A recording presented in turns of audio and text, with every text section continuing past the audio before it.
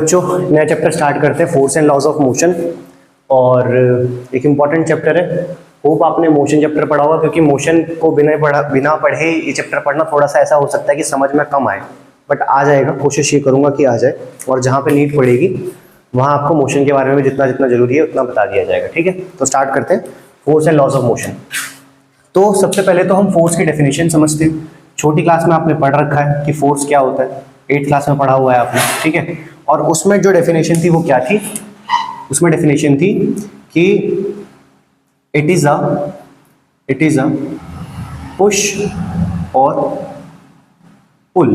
ठीक है, किसी भी चीज को जब हम क्या करते हैं, हम जब किसी भी चीज को धक्का देते हैं, ठीक है, तो उसका मतलब हम कहना चाह रहे हैं कि हम उस पर क्या अप्लाई कर रहे हैं, फोर्स अप्लाई कर रहे हैं। और जब हम किसी भी चीज को अपनी तरफ खींचते हैं तो भी हम क्या कहना चाह रहे हैं कि हम उस पर क्या अप्लाई कर रहे हैं, फोर्स अप्लाई कर रहे हैं। ठीक है, दो चीजें मैंने आपको बताई कि अगर हम किसी भी चीज को पुश करें या किसी भी चीज को पुल करें तो उसको हम क्या कहते हैं, उसी को हम फोर्स कहते हैं। It is a pull or pull. हाँ, it is a push. Or push of an object. हाँ, it is a push and pull of an object. ठीक है, ठीक है, तो ये होता है आपका, क्या होता है आपका, क्या, फोर्स। ठीक है, तो फोर्स क्या है basically, it is a push और pull of an object is known as force. आप ऐसे भी कह सकते हो, इस डेफिनेशन को इतना लिखोगे तो नहीं चलेगा, थोड़ा सा आगे और बढ़ाते हैं कि it may change the shape, size, direction, motion of an object।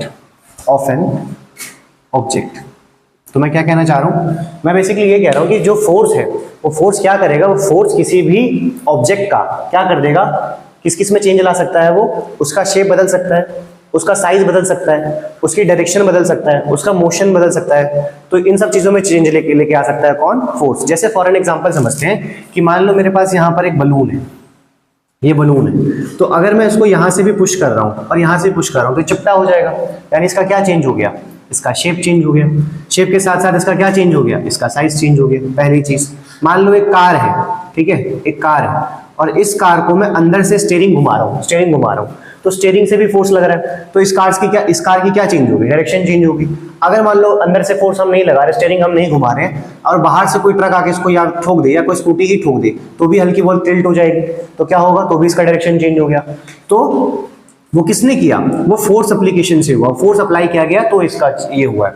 फिर उसका क्या चेंज हुआ, उसका मोशन। मान लो कि कोई बच्चा है, वो दौड़ रहा है, ठीक है, वो दौड़ रहा है, किसी एक सिंपल डायरेक्शन में दौड़ रहा है आगे की तरफ, ठीक है, और पीछे से आके कोई बच्चा उसको धक्का दे दे तो उसकी स्पीड और बढ़ जाएगी।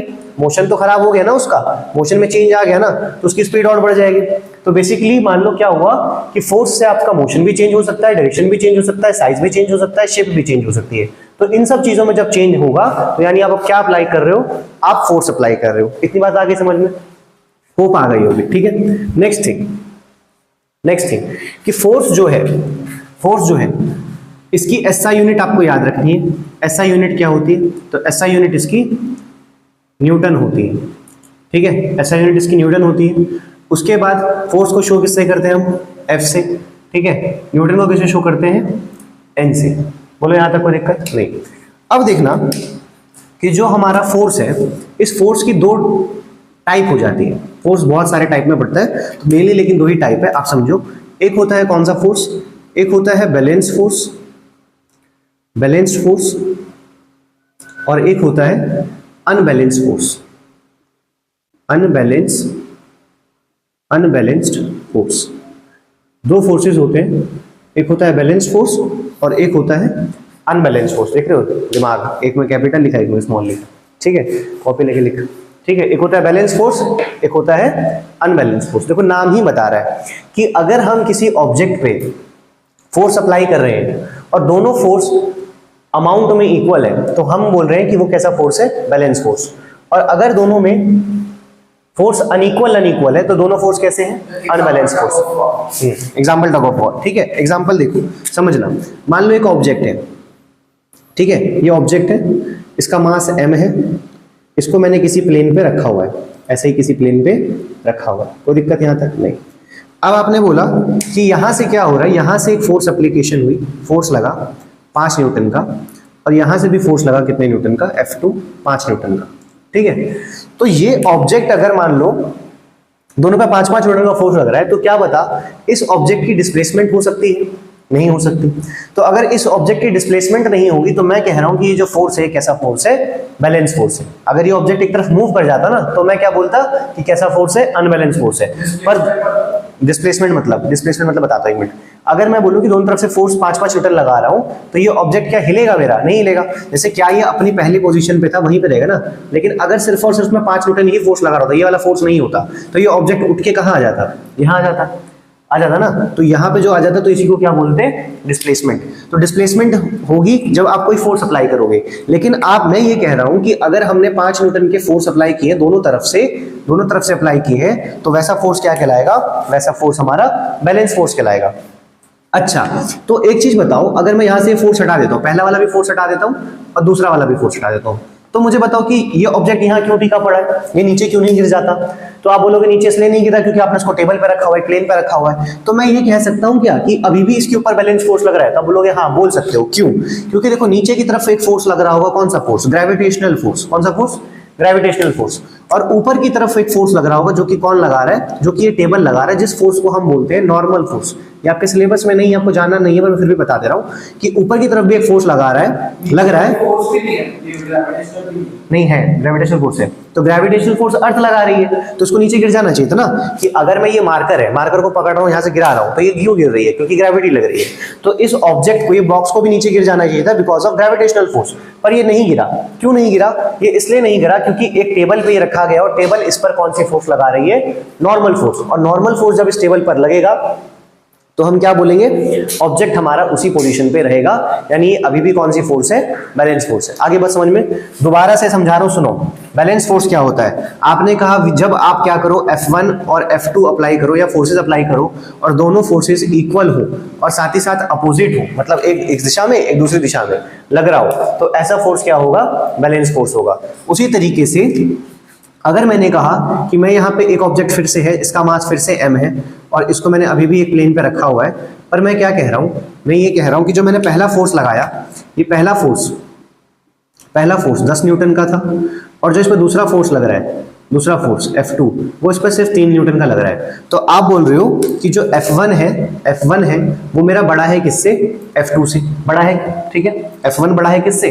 F2 से। कितना बड़ा है? तो आप बोलोगे F नेट निकलेगा। F नेट आप बोलोगे F1 माइनस F2 कर दो, यानी कि 10 न्यूटन माइनस 3 न्यूटन कर दो, तो कितना आ जाएगा? 7 न्यूटन आ जाएगा। तो 7 न्यूटन का इस पर नेट फोर्स लग रहा है, जो कि इसको कहाँ डिस्प्लेस करेगा? वो इसको इस डायरेक्शन में डिस्प्लेसमेंट करेगा, यानी डिस्प्लेसमेंट होगी। तो बेसिकली हम ये समझे कि ये ही होता है अनबैलेंस फोर्स।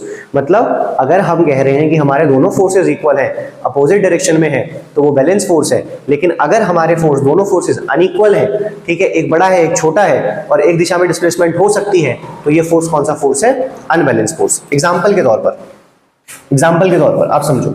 एग्जाम्पल के तौर पर जैसे मान लो यहाँ पर मेरे पास एक ऑब्जेक्ट है, मान लो ये कुतुब मीनार है, ठीक है, कुतुब मीनार है, कुछ और मत समझना, ठीक है, कुतुब मीनार है, ठीक। और कुतुब मीनार पे यहाँ पे एक लड़का है छोटा सा, वो पूरा कोशिश कर रहा है कि इसको हिला दूं। तो आप मुझे बताओ, क्या ये संभव है कि ये लड़का इस कुतुब मीनार को हिला पाए? तो आप बोलोगे नहीं, संभव ही नहीं है। तो हम इस पर क्यों नहीं हिल पाया? क्योंकि यहाँ पर बैलेंस फोर्स एक्ट हो रहा है। कौन सा फोर्स एक्ट हो रहा है? Balance force. कैसे एक्ट हो रहा है बैलेंस फोर्स? आप बोल रहे हो ये बच्चा जितना मर्जी फोर्स लगा ले, रिवर्स में उसको उतना ही फोर्स मिल रहा है, जो कि कौन लगा रहा है? कुतुब मीनार। और वो इस ऑब्जेक्ट को, यानी कुतुब मीनार को नहीं हिला पा रहा। तो ये एग्जाम्पल हो गया किसका? बैलेंस फोर्स का। एक एग्जाम्पल और लेते हैं। मान लो यहाँ पे टग ऑफ वॉर देखा होगा आपने, जिसमें हम रस्साकसी जिसको हिंदी में बोलते हैं, तो 4 लड़के उस तरफ है और 4 लड़के इस तरफ है, ठीक है। और एक पॉइंट पर दोनों खींचना स्टार्ट करते हैं, तो वो जो रस्सी होगी वो उसी पे पॉइंट पर स्ट्रेच हो जाएगी, पर एक तरफ नहीं आएगी, जल्दी एक तरफ नहीं आएगी। तो हम बोलेंगे उस केस में भी कौन सा अप्लाई हो रहा है फोर्स? बैलेंस फोर्स अप्लाई हो रहा है। लेकिन जैसे ही एक तरफ जो है ज्यादा जान लगा दी गई, एक तरफ ज्यादा फोर्स लगा देगा, एक तरफ ज्यादा हट्टे लड़के थे, तो वो फोर्स किसमें कन्वर्ट हो जाएगी? अनबैलेंस फोर्स में, ठीक है। तो यही होता है बैलेंस फोर्स और यही होता है आपका अनबैलेंस फोर्स। यहां तक समझ में आ गया? अब बेसिक चीज, एक और चीज समझो। जो फोर्स का फॉर्मूला होता है हमारा, जो फोर्स का फॉर्मूला होता है वो क्या होता है, फोर्स को हम निकालेंगे कैसे, ठीक है, फोर्स को हम निकालेंगे कैसे। अच्छा सुनो एक चीज और कि मैं चैप्टर आपको एक साथ पढ़ा दे रहा हूँ, न्यूमेरिकल्स जो होंगे वो इसी में सेकंड पार्ट में आपको मिल जाएंगे एक साथ अच्छे न्यूमेरिकल्स, ठीक है। अभी ऐसा नहीं होगा कि हम चैप्टर पढ़ेंगे साथ ही साथ क्वेश्चन में आपको फॉर्मूला बताऊंगा, साथ ही साथ उसमें न्यूमेरिकल बताऊंगा, बहुत लंबी वीडियो बन जाएगी। अभी सारे हम कॉन्सेप्ट समझेंगे और उसके बाद हम न्यूमेरिकल भी एक वीडियो में करा देंगे।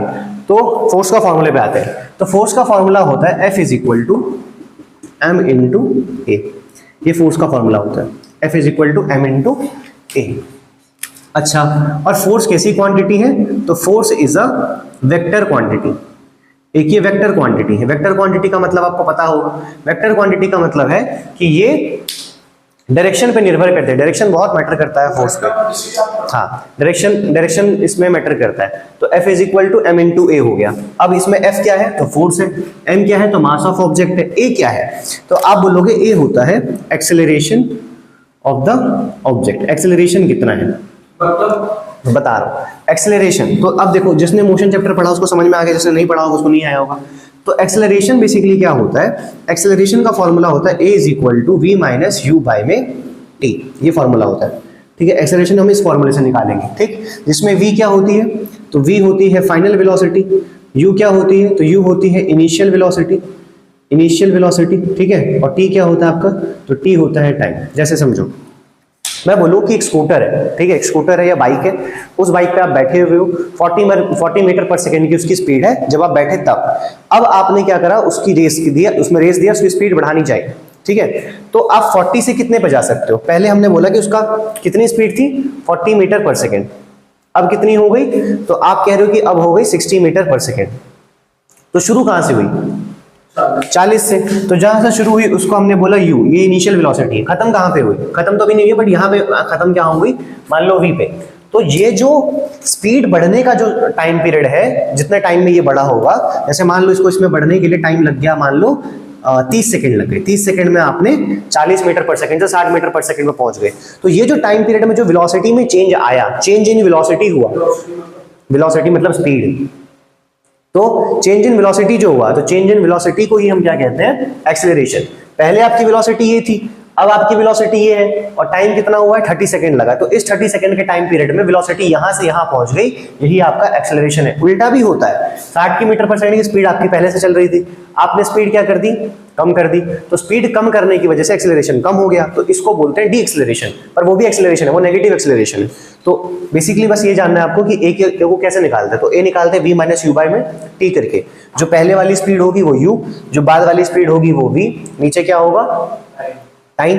ए फाइंड आउट हो जाएगा, क्वेश्चन देके बताता हूँ, ए फाइंड आउट हो जाएगा। फाइंड आउट होने के बाद आप क्या करोगे, m से मल्टीप्लाई करोगे, फोर्स निकाल दोगे किसमें, न्यूटन में। अब एक छोटा सा सवाल लेते हैं, ठीक है, छोटा सा ही लेंगे ताकि समझा दूं कि फॉर्मूला क्या है। आपको बोलेगा, मान लेते हैं कि हमारे पास एक कार है, एक कार जिसका मास कितना है, जिसका मास 500 kg है, ठीक है, मास 500 kg है, ठीक है। Moving with a velocity,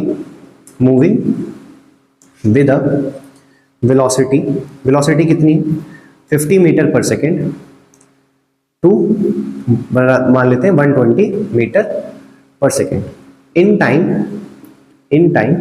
14 seconds, ठीक है। Find the force applied on the car के ऊपर कितना फोर्स जो है वो एक्सीलरेटर के द्वारा लगाया गया। तो आप ये कह रहे हो, देखो इसमें आपसे फोर्स पूछा है, तो जैसे ही मैं क्वेश्चन देखूंगा, मैं सीधा देखूंगा मुझे निकालना क्या है, फोर्स। तो मुझे फोर्स का फॉर्मूला पता है, क्या क्या चाहिए, मास कितना है 500 kg। क्या क्वेश्चन में ए गिवन है, नहीं गिवन है, हाँ। क्या मुझे ए गिवन है, तो बोलूंगा नहीं, ए गिवन नहीं है। तो क्या गिवन है, यू गिवन है। यू कितना हो गया, 50 मीटर पर सेकेंड। वी कितना हो गया, तो 120 मीटर पर सेकेंड। टाइम कितना हो गया, तो टाइम दिया हुआ है 14 सेकेंड्स, ठीक है, ये टाइम हो गया। तो सबसे पहले मेरा काम क्या होगा, मेरा धर्म क्या होगा कि आप ए निकालिए। तो ए क्या होता है, v - u/t, अभी बताया। तो v क्या है, फाइनल वाला क्या है, 120 में से आप 50 घटा दो, नीचे डिवाइड कर दो किससे, 14 से, ठीक है। तो कितना आ गया, 70/14, ठीक है, 14×5 = 70, तो 5 मीटर पर सेकेंड स्क्वायर आ गया एक्सेलरेशन, ठीक है। तो फोर्स क्या होगा, तो फोर्स होता है मास इंटू एक्सेलरेशन, यानी 500 × 5, तो 25 2 0 और आंसर आ जाएगा न्यूटन में। इतना फोर्स एक्सीलरेटर के द्वारा लगाया गया, क्या करने में, ऑब्जेक्ट को मूव करने में। बोलो समझ में आ गया।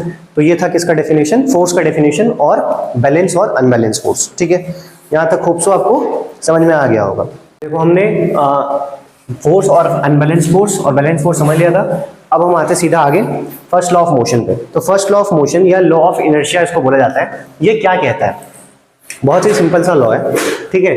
इसके प्रैक्टिकल्स भी आप कर सकते हो घर पे। क्या कहता है कि an object remains in state of rest. अगर कोई ऑब्जेक्ट रेस्ट में है और या तो किसमें है, यूनिफॉर्म मोशन में है।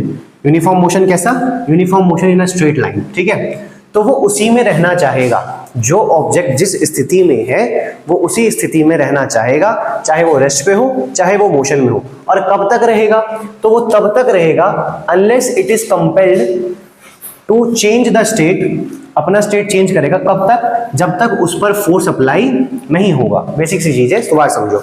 मैं कहना चाह रहा हूं कि कोई भी वस्तु है, कोई भी चीज है, वो अपनी किसी स्टेट में है। अब वो स्टेट ऑफ रेस्ट हो सकता है वो रेस्ट पे हो सकता है कि वो किस में हो, मोशन में हो। तो अगर वो रेस्ट में है तो वो रेस्ट पे रहना चाहेगी, अगर वो मोशन में है तो वो मोशन में रहना चाहेगी। कब तक रहेगी, जब तक उस पर कोई एक्सटर्नल फोर्स बाहर से नहीं लगता, तब तक वो उसी स्टेट में रहना चाहेगी। इसी को हम फर्स्ट लॉ ऑफ मोशन बोलते हैं, Newton first law of motion बोलते हैं, या लॉ ऑफ इनर्शिया बोलते हैं, ठीक है। न्यूटन ने, तो न्यूटन का लॉ भी बोला जाता है इसको। तो इसी को हम क्या बोलते हैं, law of motion, first law of motion या लॉ ऑफ इनर्शिया। दोबारा से एक एग्जांपल से समझाता हूं। मान लो आप सो रहे हो, ठीक है। ये एग्जांपल लिखना नहीं है, बस समझाने के लिए। मान लो आप सो रहे हो, ठीक है, और आप सो रहे हो तो आप किस स्टेट में हुए, तो आप बोलोगे भैया हम तो स्टेट ऑफ रेस्ट में हुए, ठीक है। अब मैं बोलूं कि मान लो आप सो रहे हो, तो आप कब तक सोना चाहोगे, कब तक सोना चाहोगे। तो इच्छा जो अंदर से ये आती है कि जिंदगी भर सोने दो, कोई रोकने वाला नहीं, कोई टोकने वाला नहीं, जब तक आंख अपने आप से नहीं खुलती तब तक सोने दो। पर आपको उठना पड़ेगा कब, जब मम्मी चप्पल मारेगी, फेंक के मारेगी। तो बेसिकली मम्मी किसका काम कर रही है, मम्मी काम कर रही है एक्सटर्नल फोर्स का, और आप किस स्टेट में थे, रेस्ट में। तो यानी कि मम्मी के फोर्स ने आपको बेड पे से उठने में मजबूर कर दिया, यानी आपका लॉ ऑफ इनर्शिया जो था वो वीक था, आपका लॉ ऑफ फर्स्ट लॉ जो मोशन था वो वीक था, और मम्मी का फोर्स एक्सटर्नल फोर्स की तरह काम किया और आपके स्टेट में चेंज आ गया। तो स्टेट में चेंज आना ही क्या कहलाता है, first law of life, first law of motion, ठीक है। तो जैसे कि रेस्ट पे है, जैसे गाड़ी रेस्ट पे, तो उस पे एक फोर्स अप्लाई हुई, तो वो चलने लगी। अगर चलती हुई गाड़ी है यूनिफॉर्म, तब अगर मैंने उसको ब्रेक मारी तो वो भी एक, बस यही चीज मैं समझाना चाह रहा हूँ। हाँ ठीक है, इसका भी एग्जांपल सही है। ये क्या कहना चाह रहा है, ये कह रहा है कि बेसिकली मान लो आपके पास एक कार है, ठीक है, कार है। तो कार किस में है, तो कार मान लेते हैं कि अभी रेस्ट पे है, ठीक है, रुकी हुई है। तो इसका यू कितना है बाबू, यू इसका 0 है, ठीक। तो अब मान लो ये रेस्ट पे है, लेकिन अचानक से, ठीक है, रास्ते में खड़ी है, अचानक से पीछे से आके कोई ट्रक इसको आके ऐसे ठोक दे, तो इस पर क्या अप्लाई कर दिया, फोर्स। तो जैसे ही उस पर फोर्स अप्लाई करेगी, मान लेते हैं कि 200 न्यूटन का फोर्स अप्लाई हो गया, तो 200 की न्यूटन की फोर्स की वजह से क्या ये अभी भी रेस्ट में रहेगी, नहीं, ये मोशन में आके इतनी दूर हिल जाएगी, इतना डिस्प्लेसमेंट हो गया इसका, ठीक है। यानी इसके स्टेट में क्या आ गया, चेंज आ गया। तो हम बोलेंगे कि भाई यही Newton first law of motion है, ठीक है। मान लो यही कार किसमें होती, यही कार मोशन में होती, चल रही होती, यही कार मोशन में होती, चल रही होती, 25 मीटर पर सेकंड की स्पीड से गाड़ी चल रही है और स्ट्रेट लाइन में चल रही है, ठीक है। और यहाँ से रोड आया और रोड से दूसरी गाड़ी ने आके इसको ठोक दिया, तो गाड़ी किसी और दिशा में मूव करने लग जाएगी। यानी कि बेसिकली क्या हो रहा है, बेसिकली एक्सटर्नल फोर्स की वजह से आपका स्टेट ऑफ मोशन चेंज हो रहा है। क्या हो रहा है, स्टेट ऑफ मोशन चेंज हो रहा है। अच्छा, इसको रोक कैसे सकते हैं, तो इसको इसी से रोक सकते हैं जब आपका इनर्शिया ज्यादा होगा। तो अब हमें समझना है कि इनर्शिया क्या होता है, ठीक है। लॉ ऑफ इनर्शिया तो बोलते हैं इसको, पर अब समझना है कि इनर्शिया क्या होता है, ठीक है। ठीक, तो समझ में आ गया कि इनर्शिया क्या होता है। इनर्शिया समझते हैं आप। तो इनर्शिया क्या है, inertia is the natural tendency of an object, ठीक है। इनर्शिया जो है किसी भी बॉडी के अंदर होता है, ऑब्जेक्ट के अंदर होता है, कोई बाहर से नहीं आ रहा, ठीक है। Inertia is the natural tendency of an object to resist the change in its state और ऑफ मोशन और रेस्ट, ठीक है। जैसे समझो मैं क्या कहना चाह रहा हूं कि कोई भी चीज को, किसी भी चीज की आप स्टेट चेंज करना चाहोगे तो वो होने थोड़ी देगी, हो सकता है होने भी दे, लेकिन वो रेजिस्ट भी तो कर सकती है। तो जो वो रेजिस्ट कर रही है उसी चीज को हम क्या कहना चाह रहे हैं, इनर्शिया, ठीक है। एक एग्जांपल से समझाता हूं। मान लो कि एक पत्थर है यहाँ पे, ठीक है, एक बड़ा सा पत्थर है और एक छोटा सा पत्थर है, एक छोटा सा पत्थर है, ठीक है, मान लेते हैं इसका मास बहुत ज्यादा है 500 केजी, ठीक है, और इसका मास बहुत कम है, मान लेते हैं 50 ग्राम, ठीक है, 80 ग्राम, ठीक।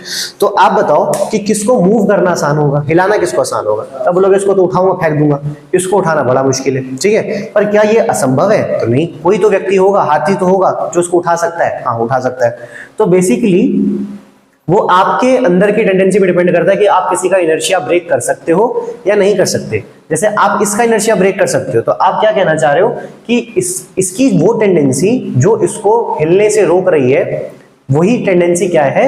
इनर्शिया है। जो इसको हिलने से रोक रही है वही की टेंडेंसी क्या है? इसकी इनर्शिया है। जैसे अगर इसका मास 500 केजी है, तो मैं तो भाई नहीं हिला सकता, सीरियसली बोलूं मैं नहीं हिला सकता। तो मैं बोलूंगा कि मेरे में इतनी टेंडेंसी नहीं है कि मैं इसकी टेंडेंसी ऑफ इनर्शिया या इसका टेंडेंसी ऑफ मोशन को ब्रेक कर सकूं या रेजिस्ट कर सकूं। तो यही इसकी क्या है? इनर्शिया है, ठीक है। जैसे दोबारा समझाता हूं कि मान लो ये दीवार है और इस दीवार को मैं धक्का देके हिलाना चाह रहा हूं, तो आप बोलोगे नहीं हिल सकता। क्यों? क्योंकि भाई इस दीवार का मास मेरे मास से या मेरे फोर्स से बहुत ज्यादा है, तो इसको हिलाना मुश्किल है। तो इसी चीज को हम क्या कहते हैं? इसी चीज को हम इनर्शिया कहते हैं। पर इस छोटे से पत्थर को हिलाना आसान है, तो मैं बोलूंगा कि मेरा जो फोर्स है वो इसकी टेंडेंसी को ब्रेक कर सकता है, इसके इनर्शिया को ब्रेक कर सकता है, और ये किसको किस में ला सकता है? मोशन में ला सकता है। तो अभी हमने देखा कि जो इनर्शिया होता है ना, बेसिकली वो किस पे डिपेंड करता है? वो मास पे डिपेंड करता है। मतलब जिसका मास क्या होगा? जिसका मास ज्यादा होगा उसका इनर्शिया भी क्या होगा? उसका इनर्शिया भी ज्यादा होगा। और जिसका मास कम होगा उसका इनर्शिया कम होगा। तो क्वांटिटेटिवली ये किस पे डिपेंड करता है? मास पे डिपेंड करता है, ठीक है। आ गया होगा समझ में? इतनी बड़ी चीज नहीं है, ठीक। थोड़ा सा आप ऐसे भी समझ सकते हो, जैसे कोई एग्जांपल अगर लिया जाए, मैं बोलूं मान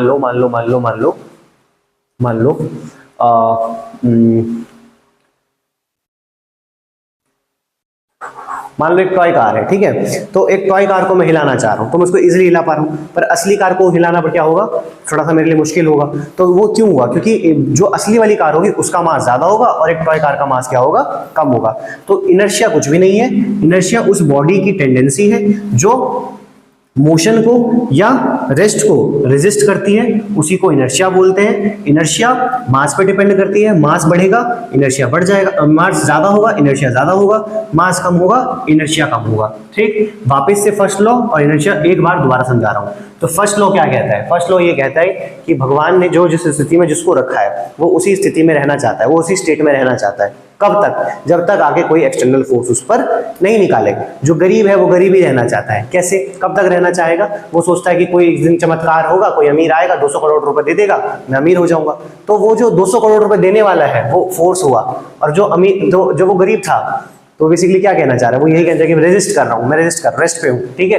तो जो जिस भी स्टेट में, इसे समझाने के लिए कहा कि जो जिस भी स्टेट में है वो उसी स्टेट में रहना चाहेगा जब तक उस पर कोई एक्सटर्नल फोर्स अप्लाई नहीं होगा, ठीक है। ये आप प्रैक्टिकली भी कर सकते हो। जैसे एक एग्जांपल ले लो कि मान लो मैंने क्या करा, एक ग्लास लिया, उस ग्लास पे मैंने क्या करा, एक पेपर बिछाया और वहां पे कॉइन रख दिया।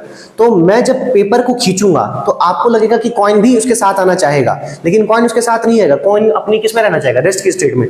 तो कॉइन ही क्या होगा? नीचे गिर जाएगा, ठीक है। तो वो उसी स्टेट में रहा। अब इस पे हम क्वेश्चंस भी करेंगे। वैसे ही इनर्शिया मैंने समझाया कि इनर्शिया क्या होता है। इनर्शिया जो मोशन को रेजिस्ट करता है वही इनर्शिया होता है। वो मोशन ऑब्जेक्ट की खुद की टेंडेंसी होती है कि वो उसी स्टेट में रहना चाहे, ठीक है। अब जैसे एक छोटा सा बच्चा है, आके मुझे धक्का दे दे, तो क्या मैं पीछे गिर जाऊंगा? नहीं। पर एक कोई बड़ा व्यक्ति है, मेरे साइज का ही व्यक्ति, वो मुझे आके धक्का दे तो मैं हो सकता है 1-2 कदम पीछे चला जाऊं। तो मेरी टेंडेंसी ने उस फोर्स को नहीं झेल पाया, पर उस बच्चे की फोर्स को झेल गया। यानी कि मेरा इनर्शिया उस बच्चे के फोर्स से ज्यादा था, और उस व्यक्ति के फोर्स से मेरा जो इनर्शिया था वो क्या था? कम था, ठीक है। तो इस वजह से मैं कहां चला गया? पीछे। तो बेसिक सा मतलब है, इसमें कोई बड़ी चीज नहीं है, आपने अपनी लाइफ में महसूस भी किया होगा। अब इस पर क्वेश्चन कैसे आता है हम देखेंगे। अब इस पर क्वेश्चन कैसे पूछेगा। तो 1-2 क्वेश्चन आपने एनसीईआरटी में देखा होगा, एग्जाम में पक्का आएगा, शॉर्ट है कि पक्का आएगा इस पर क्वेश्चन। देखो क्या क्वेश्चन है। क्वेश्चन आएगा आपसे कि आपसे पूछेगा कि जो बस स्टॉप है, बस तो बस जब रेस्ट में होती है, ठीक है, बस जब रेस्ट में, बस का रेस्ट वाला क्वेश्चन पूछ सकता है आपसे, बस का मोशन वाला क्वेश्चन पूछ सकता है। मैं पूरा क्वेश्चन नहीं लिख रहा, मैं बता रहा हूँ बस। ब्लैंकेट वाला क्वेश्चन इसी से रिलेटेड है, ब्लैंकेट वाला, ठीक है। पत्तों वाला क्वेश्चन इसी से रिलेटेड है, लीव्स वाला, पेड़ के लीव्स वाला। तो ये मैंने क्वेश्चन के टाइप बता दी कि किस किस टाइप का सवाल है। मैं क्वेश्चन भी बता देता हूँ ओरली, ठीक है, लिख नहीं रहा मैं पूरा। देखो सुनो, क्या क्वेश्चन है कि आपसे बोलेगा मान लो एक व्यक्ति है जो बस में है, ठीक है, बस में है और खड़ा है, और बस भी किस में है, रेस्ट पे है, ठीक है। तो जब बस सडन स्टार्ट होगी, मान लो बस में है और बस कैसी हो गई, सडन स्टार्ट हो गई, तो जब सडन स्टार्ट होगी तो आप ये देखोगे कि जो व्यक्ति होगा वो पीछे की तरफ ऐसे गिर जाएगा। बस रेस्ट पे थी, आप खड़े थे और बस सडन स्टार्ट हो गई, गाड़ी सडन स्टार्ट हो गई, तो ऐसे व्यक्ति पीछे की तरफ गिर जाएगा। और अगर बस मोशन में हुई, मान लो आप बस मोशन में, आप भी बैठे हो, सीट पे बैठे हो, हिल रहे हो, डुल रहे, बस मोशन में और बस सडन स्टॉप हो गई, जैसे बस सडन स्टॉप होगी तो आप आगे गिरोगे। अच्छा, इसमें आगे क्यों गिरे और इसमें पीछे क्यों गिरे, ये भी सवाल आता है, ठीक है। ब्लैंकेट वाला क्वेश्चन क्या है, ब्लैंकेट वाला क्वेश्चन क्या है, तो ब्लैंकेट वाला क्वेश्चन ये है कि जब आप देखोगे कि ठंड का टाइम स्टार्ट होता है, ठीक है, तो जाने वाले वैसे, तो ठंड का टाइम जब स्टार्ट होता है और ब्लैंकेट हम निकालते हैं तो ब्लैंकेट में धूल मिट्टी होती है, तो धूल मिट्टी होती है, तो जब हम ब्लैंकेट को डंडे से मारते हैं ब्लैंकेट को, तो ब्लैंकेट तो पीछे की तरफ चला जाता है और डस्ट वहीं गिर जाता है, तो वो ऐसा क्यों हो रहा है, डस्ट क्यों नहीं पीछे जा रहा, डस्ट गिर गया और ब्लैंकेट कहां चला गया, पीछे। लीव्स वाला क्वेश्चन कि जब हम पेड़ को हिलाते हैं, पत्ता सूखा हुआ पेड़ में मान लो, तो जब हम पेड़ को हिलाते हैं तो जो पेड़ को हिलाते हैं तो लीफ जो होगा वो सडनली नीचे गिर जाएगा। पेड़ बस आगे पीछे हुआ है, ठीक है, पर लीफ जो है नीचे गिर गया, ठीक। ये वाला क्वेश्चन समझाया हुआ, लेकिन ये ज्यादा रिपीट होता है, ब्लैंकेट वाला, बस वाला ये ज्यादा रिपीट होता है। अब मैं इसका आंसर समझाता हूँ आपको, ठीक है, एक एक करके।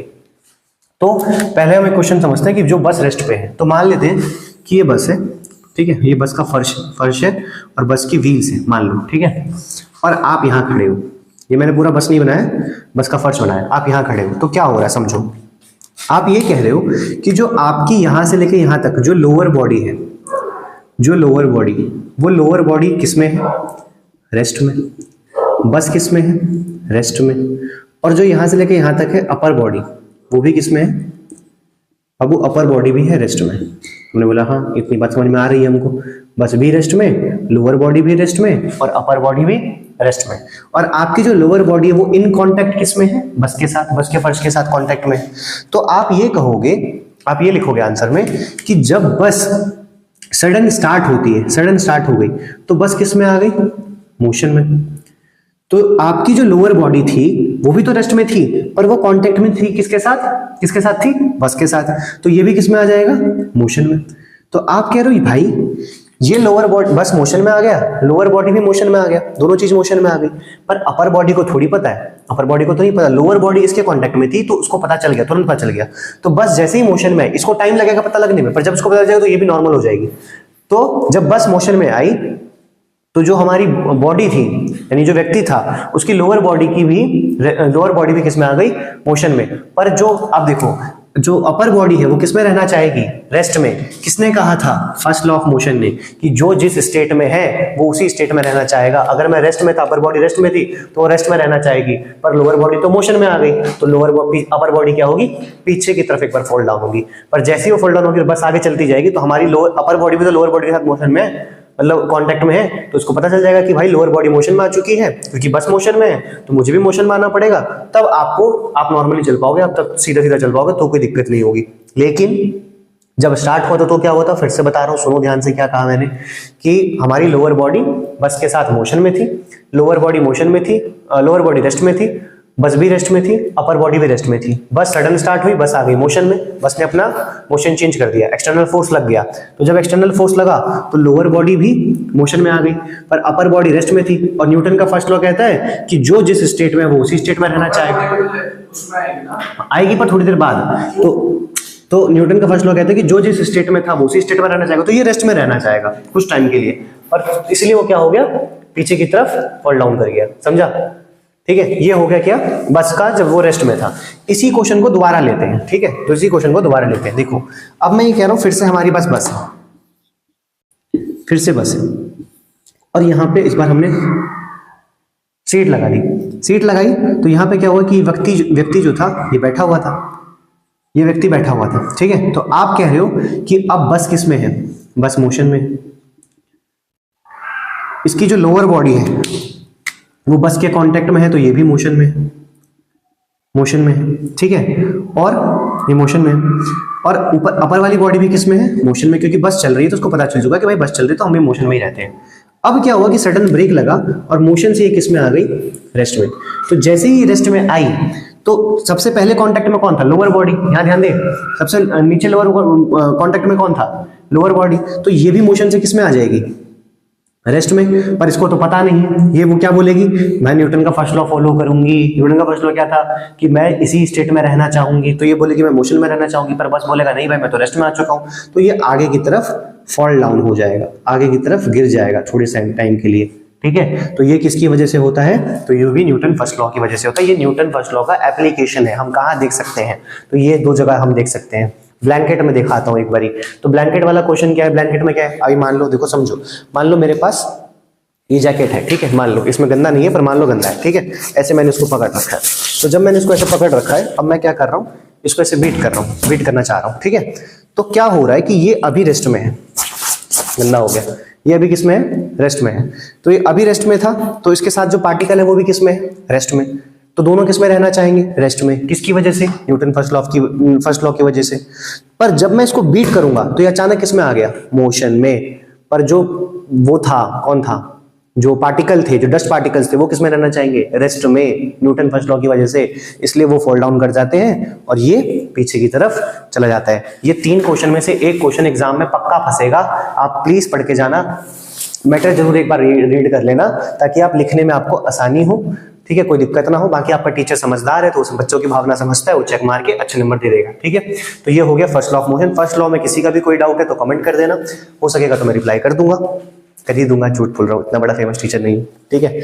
चलो अब हम स्टार्ट करते हैं second law of motion. Second law of motion क्या कहता है? चलो अब स्टार्ट करते हैं मोमेंटम क्या होता है, ठीक है।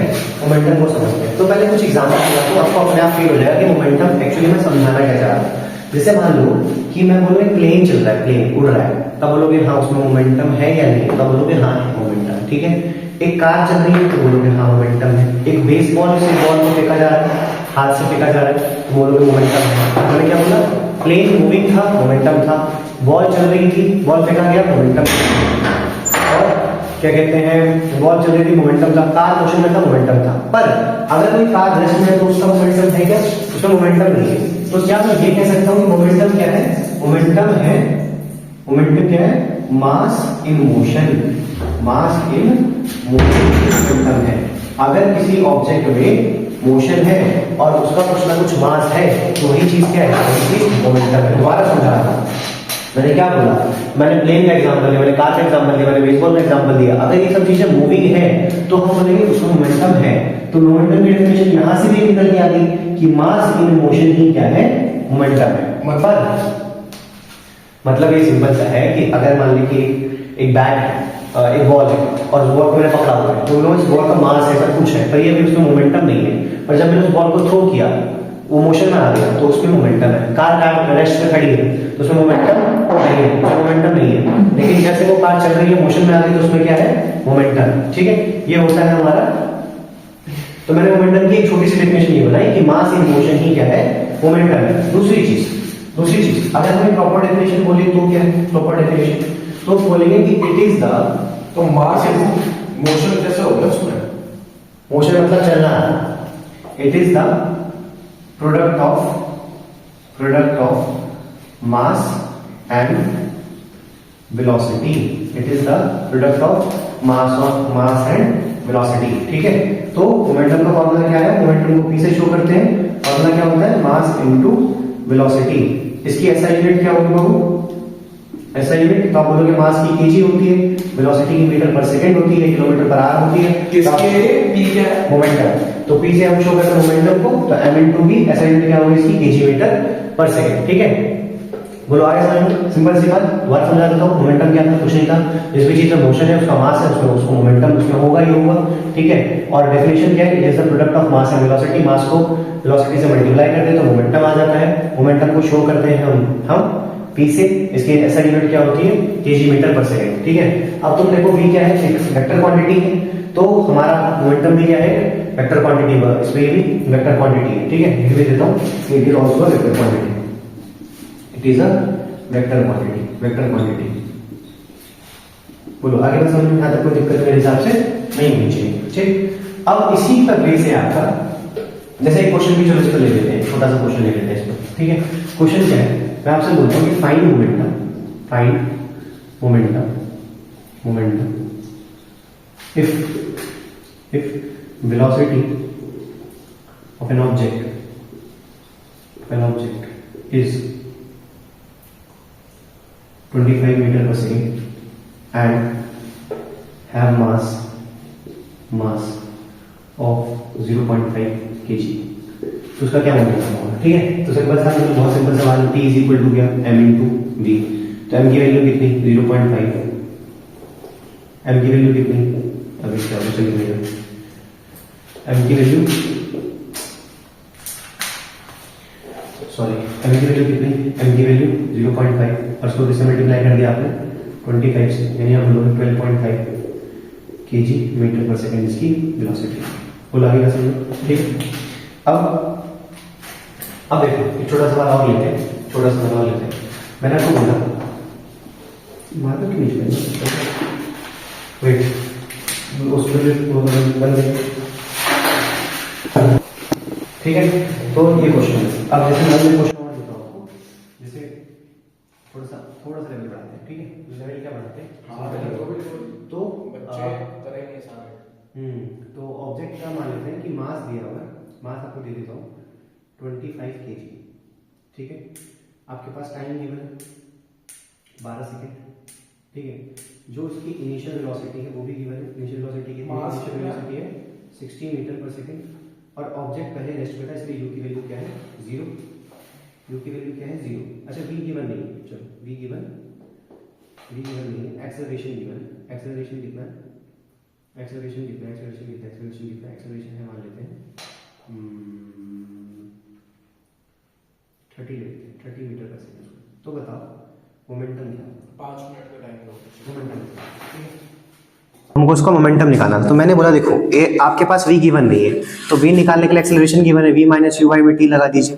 तो v कितनी, a कितना है 30, v कितना है नहीं पता निकालना है, u कितना है 0, टाइम कितना है 12, तो 12 3 36 360 मीटर पर सेकेंड आपके पास v आ जाएगा। और p निकालने के लिए क्या बोलोगे, तो p is equal to m into v होता है। तो m कितना था, m मैंने आपको दिया था 25, तो 25 से मल्टीप्लाई कर दो 360। ठीक है, तो आप इसको मल्टीप्लाई करोगे तो कितना आ जाएगा, कितना आ जाएगा बता, 3625 पक्का।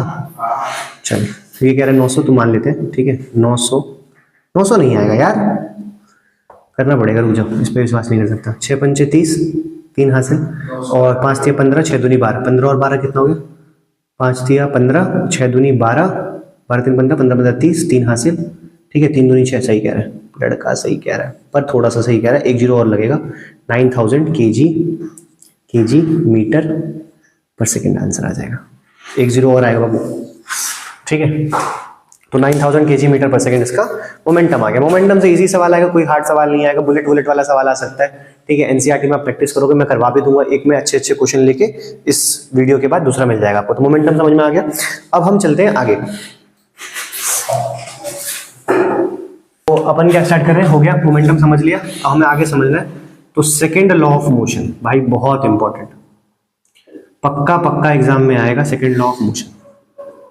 ठीक है, Newton second law very important, आएगा ही आएगा। ठीक है, तो ये क्या कहता है, ये कहता है, क्या कहता है मैं भी भूल गया। ठीक है, ये कहता है द रेट ऑफ, इसको हम मोशन ऑफ इनर्शिया बोल सकते हैं, the rate of change of, चुप रहे अभी, the rate of change of momentum, रुक जाना, the rate of change of momentum of an object is directly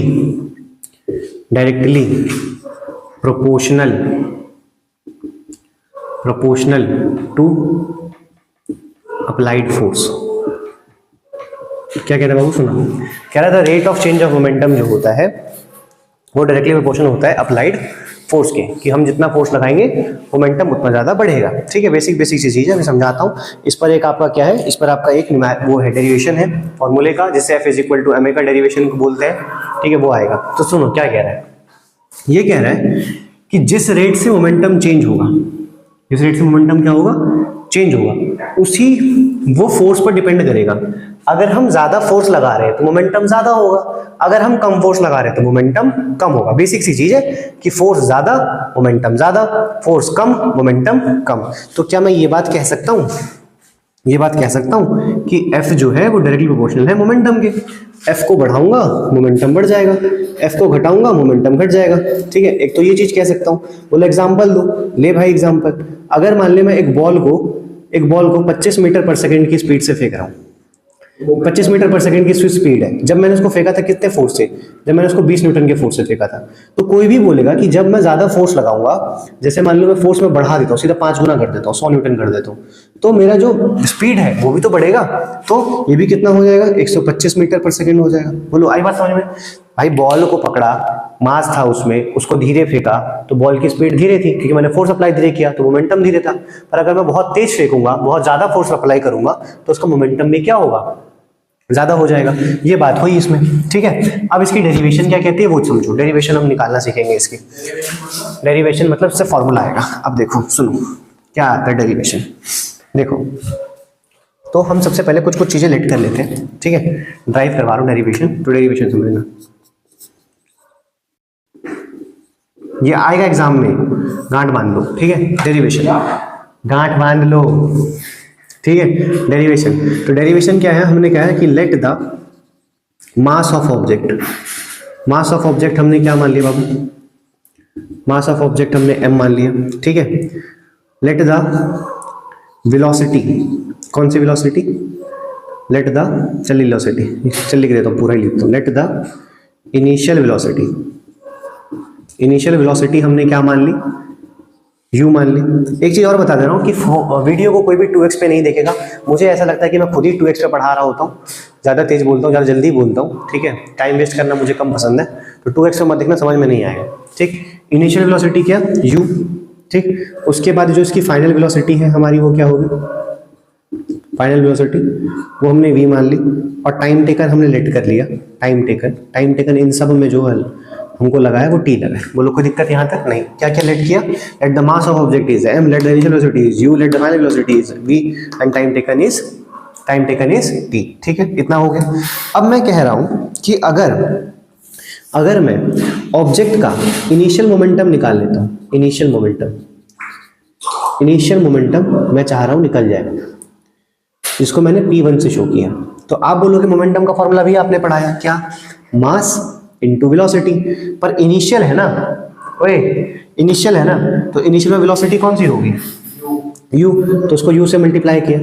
और अगर मैं इसका क्या निकाल लेता हूँ, फाइनल मोमेंटम, तो फाइनल मोमेंटम क्या होगा बाबू, फाइनल मोमेंटम होगा p2 क्या होगा, m इंटू v। बोल p1 समझ में आ गया, p2 समझ में आ गया, कोई दिक्कत है नहीं है। अब देखो, अब चलते हैं डेफिनेशन से। क्या बोला हुआ है, चेंज ऑफ मोमेंटम चाहिए।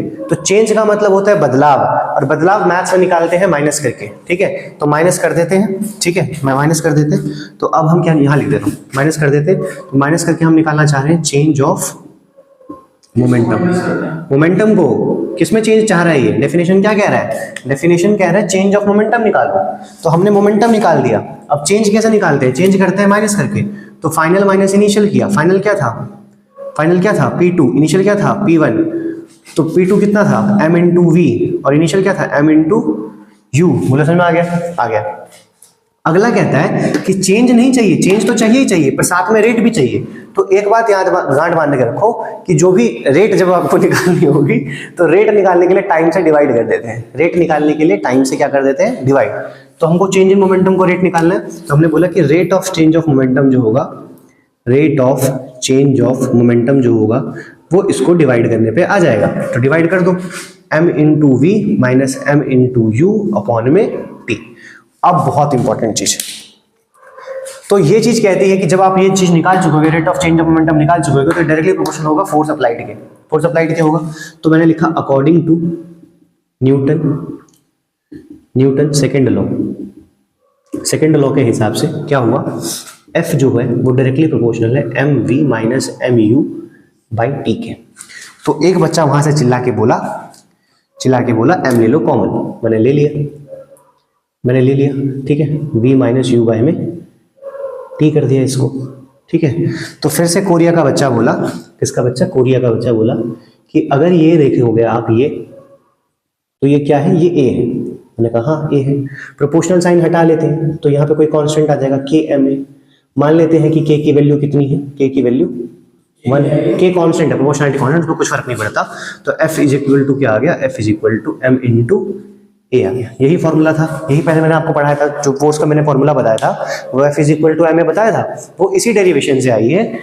किससे? इस डेरिवेशन से। दोबारा डेरिवेशन पूरी समझा रहा हूँ। देखो न्यूटन का सेकंड लॉ क्या कहता है? न्यूटन का सेकंड लॉ कहता है कि जो rate of change of momentum है, मोमेंटम में भी जो भी चेंज आएगा, ज्यादा कम जो भी चेंज आना चाहेगा, वो किस पे डिपेंड करेगा? फोर्स पे। डायरेक्टली क्वेश्चन होगा फोर्स के। अगर आपने फोर्स ज्यादा अप्लाई किया है, फोर्स आपने ज्यादा अप्लाई किया है तो मोमेंटम ज्यादा होगा, फोर्स आपने कम अप्लाई किया है मोमेंटम कम होगा। दो चीज होगी। दूसरी चीज कि इनिशियल वेलोसिटीज की हमने पहले डेरिवेशन स्टार्ट कर रहे हैं, तो मैंने मास ऑफ ऑब्जेक्ट m माना, इनिशियल वेलोसिटी u माना, फाइनल वेलोसिटी v माना, टाइम t माना। तो मुझे मोमेंटम चाहिए था तो मैंने इनिशियल मोमेंटम निकाला, फाइनल मोमेंटम निकाला। फिर मुझे चेंज चाहिए था तो चेंज मैंने आपको बताया कि माइनस करके आता है, समय बदलाव आता है, तो इसमें भी बदलाव आ गया। बदलाव कैसे आएगा? चेंज करके। तो आपने चेंज कर दिया, एफ माइनस आई, P2 minus P1, MV minus MU। यहाँ तक समझ आ गई बात। फिर मैंने आपको बोला किसी भी चीज का रेट निकालना हो, रेट मतलब पैसे से नहीं, रेट मतलब इसमें फिजिक्स में, तो रेट का मतलब होता है टाइम से डिवाइड कर दो, तो आपने टाइम से डिवाइड कर दिया, यहाँ तक कोई दिक्कत ही नहीं है। फिर ये सेकंड लॉ कहता है कि भाई यही फोर्स की अप्लाई डायरेक्टली प्रोपोर्शनल है, तो मैंने डायरेक्टली प्रोपोर्शनल किया किसके? फोर्स के। तो वहां से एक बच्चा चिल्लाया और बोला एम ले लो कॉमन, मैंने एम कॉमन ले लिया, तो क्या बच गया? v माइनस यू बाई में टी। तो फिर से वहां से कोरिया का बच्चा चिल्लाया, कोरिया का बच्चा बोला कि v minus you by T जो होता है वो एक इक्वल होता है, हमने पढ़ा था। मैंने कहा हाँ बिल्कुल होता है, सही पढ़ा था तुमने। तो F is equal to m into a हो जाएगा। प्रोपोर्शनल साइन हटाए तो कोई कांस्टेंट आता है, तो के कांस्टेंट आया, के की वैल्यू 1 मान लो, तो एफ इज इक्वल टू क्या आ गया? M a. यही प्रोपोर्शनल का मतलब होता है ये बढ़ेगा तो ये बढ़ेगा, ये घटेगा तो ये घटेगा। जैसे प्रोपोर्शनल का इसको मतलब नहीं पता तो उसका मतलब ऐसे समझो कि जैसे मेरी क्या कहते हैं, फॉर एन एग्जांपल मान लो जैसे मेरी एज है और मेरा एक्सपीरियंस है, मेरी एज और मेरा एक्सपीरियंस, तो मेरी एज जैसे जैसे बढ़ेगी मेरा एक्सपीरियंस वैसे वैसे ही बढ़ेगा। ऐसा थोड़ी हो सकता है कि कम एज में बहुत ज्यादा एक्सपीरियंस ले लिया, वो कोई बहुत महात्मा ज्ञानी होता है वैसा कुछ होता है। पर जैसे मैं पढ़ाने के एक्सपीरियंस की बात करूँ तो मैं फॉर एग्जांपल 18 साल से पढ़ा रहा हूँ, 17 साल से पढ़ा रहा हूँ, तो अब मैं हो गया हूँ 23-24 साल का, तो मेरी एक्सपीरियंस उसी हिसाब से तो बढ़ेगी ना। या 18 साल में होते मैं बहुत सारे एक्सपीरियंस ले लूंगा, नहीं होगा ऐसा। तो वो प्रोपोर्शनल का मतलब होता है, एक चीज बढ़ेगी तो दूसरी चीज बढ़ेगी। जैसे मैं बोलूँ कि अगर मेरी इनकम बढ़ेगी, अगर मेरी इनकम बढ़ेगी तो मेरी सैलरी भी बढ़ेगी, मतलब इनकम बढ़ेगी तो मेरा क्या होगा? खर्चा भी बढ़ेगा, ये कहना चाह रहा हूँ। हाँ बोल। अबे ये साइन जब हटता है ना, ये याद रखा, अभी बात याद रख, पॉज कर दिया। हाँ ये साइन जब हटता है ना तो ये कुछ ना कुछ दे के जाता है, ये साइन हटता है तो कुछ दे के जाता है। तो ये यहाँ पे क्या देके गया? ये देके गया। ये हटेगा तो कुछ दे के जाएगा, ये ग्रेविटेशन में भी आएगा। एक्स नहीं, यहाँ पे के ही लिखना है। जिसने पहली बार बनाया फॉर्मूला उसने के लिखा, तो हमको भी के लिखना है। लिख वैसे एक्स भी सकते हैं, एक्स लिखने से कोई फर्क नहीं है, एक्स लिख लिया, ठीक है। के इज इक्वल टू 1, तो एफ इज इक्वल टू क्या आ गया? M into. बहुत सिंपल है, कोई ज्यादा वो चीज नहीं है, पर एग्जाम में पक्का आएगी, इस पर क्वेश्चन जरूर डेरिवेशन आपसे पूछेगा।